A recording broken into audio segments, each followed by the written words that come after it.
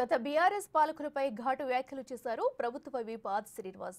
10 ఏళ్లలో ఏ ఒక్కరికి ఇల్లు మంజూరు చేయలేదని మండిపడ్డారు. అప్పటి బీఆర్ఎస్ ప్రభుత్వం దరఖాస్తుల పేరుతో కాలయాపన చేసి పేదలను మోసం చేసిందని ఆరోపించారు.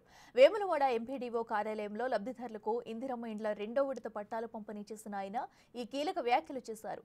రాబోయే 4 ఏళ్ల పాటు ప్రతి సంవత్సరం అసెంబ్లీ నియోజకవర్గానికి 3500 చొప్పున ఇందిరమ్మ ఇళ్లను మంజూరు చేస్తామని తెలిపారు ఆది శ్రీనివాస్.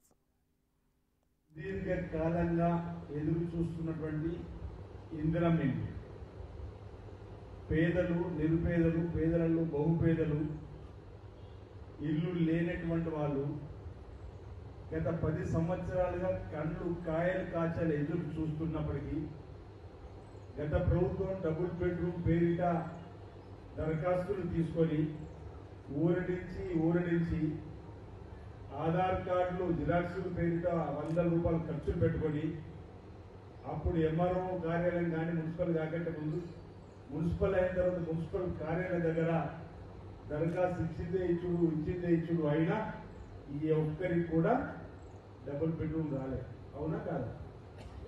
గత ప్రభుత్వ హయాంలో డబుల్ బెడ్రూమ్ అని వచ్చిందా? తల్లోగా వచ్చిందా?